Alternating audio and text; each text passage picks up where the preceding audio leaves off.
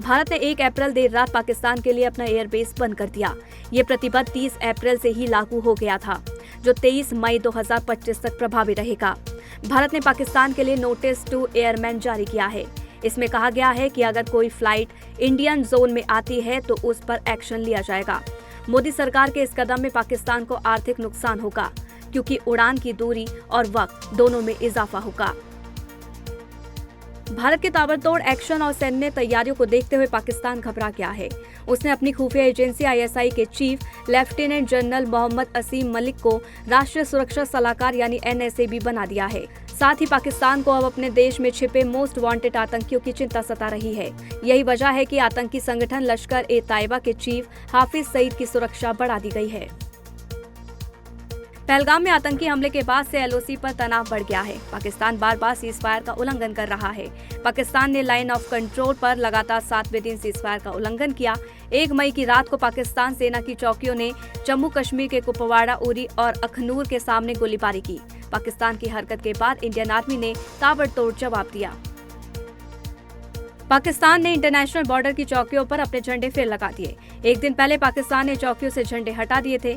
इस बीच डरे हुए पाकिस्तान ने अमेरिका से मदद मांगी है। पहलगाम में आतंकी हमले के बाद भारत पाकिस्तान में तनाव बढ़ गया है। इस बीच केंद्र सरकार ने खुफिया एजेंसी और सुरक्षा बलों के लिए बांग्लादेश और म्यांमार की सीमाओं पर हाई अलर्ट जारी किया है।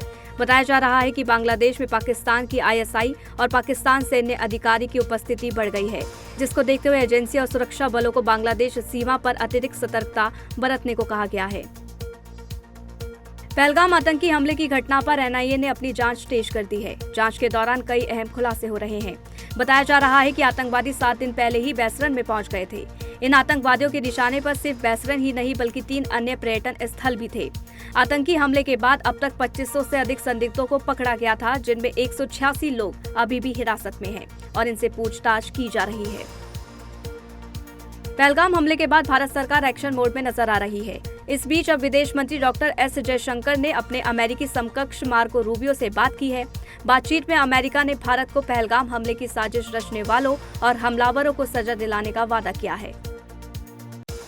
केंद्र सरकार ने पाकिस्तानी नागरिकों को बड़ी राहत देते हुए उन्हें बाघा अटारी बॉर्डर से वापस जाने की अनुमति दे दी है।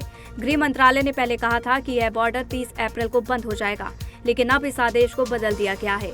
नए आदेश के अनुसार पाकिस्तानी नागरिक अब अटारी बॉर्डर से पाकिस्तान जा सकते हैं।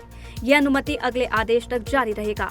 केंद्र सरकार के आदेश के बाद 750 से ज्यादा पाकिस्तानी नागरिक भारत से जा चुके हैं।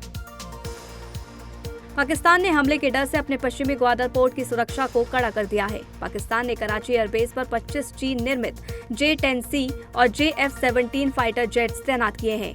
ये जेट्स हमले की स्थिति में चंद मिनटों में रेस्क्यू मिशन पर ग्वादर पोर्ट पहुंच सकते हैं। सूत्रों के अनुसार पाकिस्तान को डर है कि भारत समुद्र के रास्ते से बड़ा हमला कर सकता है।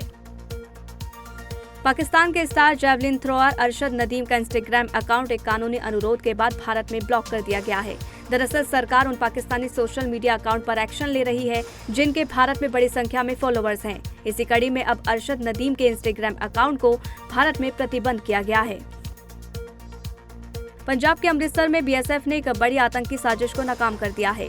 BSF ने भरोपल गांव के पास से हथियारों की बड़ी खेप पकड़ी है। BSF पंजाब फ्रंटियर ने 30 अप्रैल की शाम एक तलाशी अभियान शुरू किया, जिसके परिणाम स्वरूप 2 हैंड ग्रेनेड, 3 पिस्तौल और 6 मैगजीन तथा 50 जिंदा कारतूस बरामद हुए। बरामद हथियार, गोला बारूद पुलिस को सौंप दिए गए हैं। देश में आजादी के बाद पहली बार जाति जनगणना कराई जाएगी। केंद्रीय कैबिनेट ने 30 अप्रैल को जाति जनगणना की मंजूरी दी। केंद्रीय मंत्री अश्विनी वैष्णव ने बताया कि इसे मूल जनगणना के साथ ही कराया जाएगा। मीडिया रिपोर्ट्स के अनुसार जाति जनगणना की शुरुआत सितंबर में की जा सकती है। हालांकि जनगणना की प्रोसेस पूरी होने में 1 साल लगेगा। ऐसे में जनगणना के अंतिम आंकड़े 2026 के अंत या 2027 की शुरुआत में मिल सकेंगे।